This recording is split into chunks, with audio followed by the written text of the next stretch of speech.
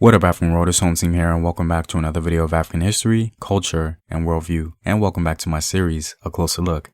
Today, we'll be taking a closer look at the Edo people of Nigeria.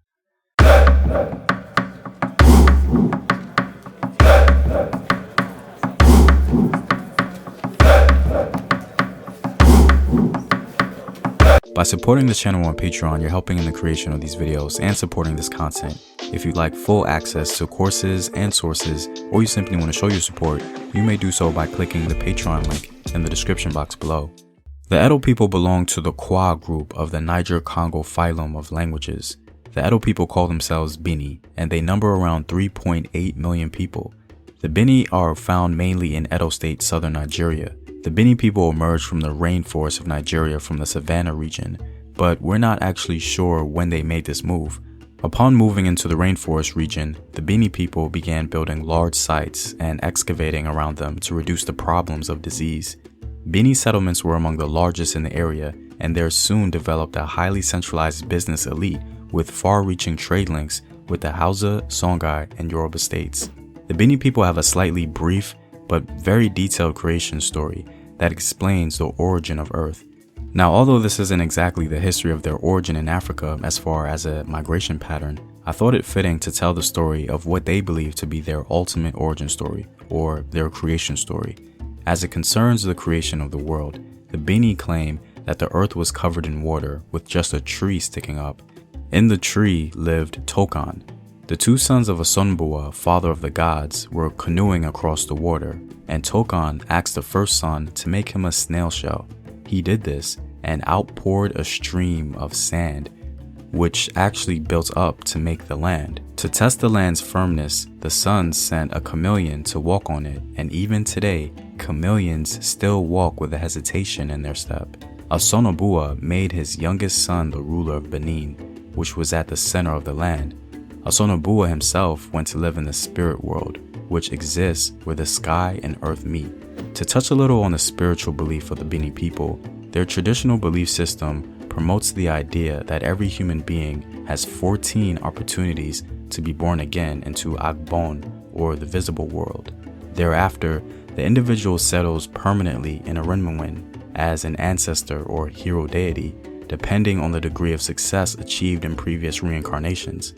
Bini religion and rituals suggest that the goal of the human being in every lifetime is to achieve material success, to attain ripe old age, and to be recognized as having lived a worthy life. Such a life assures the opportunity of reincarnation and of eventually becoming an ancestor.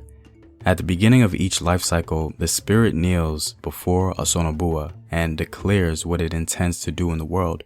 When these wishes are sealed by Asonbua, they become the individual's destiny and cannot be changed for that life cycle. Bini religion and rituals focus on controlling the evil forces that work against human interests and ensuring the increase of the good forces. Since both categories exist, both within and outside the individual, the rituals include personal and communal types. Ancestral reverence was a very fundamental part of the Bini moral code and was intimately connected to the land. An example of the Bini respect for elders was the elder governing body. The Bini people's earliest form of governance was characterized as the Odunwari period. The Odunwari form of governance was a representative of the value of elders and the ancestors in society. There were a number of factors that made the Odunwari a prime choice for the ruler of the village. He became the ruler of the village because of his age, seniority, wisdom, and knowledge of Bini customs. Unlike many other forms of government in the world, the Odunwari period was based upon respect and not force. Around the 14th and 15th centuries, Benin transformed itself into a very powerful empire. The wealth of the state was due to trade in ivory, pepper, palm oil, and enslaved people. The main city had wide, straight streets and was surrounded by earthwork walls. Matrilineal descent patterns helped shape the management of the smaller villages in the kingdom, and the woman had a say in the politics of the kingdom through the 17th century. Europeans bought African cloth, which brought not only economic growth, but greatly enhanced the position of women, who were the main producers of cloth. The period of political height was also the height of its artistic production, especially in bronzes and carved ivory. During the 13th century, a castor was brought from Ife to craft memorial heads of the Obas. This was the beginning of the unique art of the Benin Kingdom. This art provided a long record of the culture that flourished in Benin for over half a millennium and bestowed evidence of a developed and advanced tradition. More than any other art in Africa, Benin's legacy is famous, especially its bronze, iron, and ivory sculptures. Benin art became well known to the West and has been highly sought by collectors.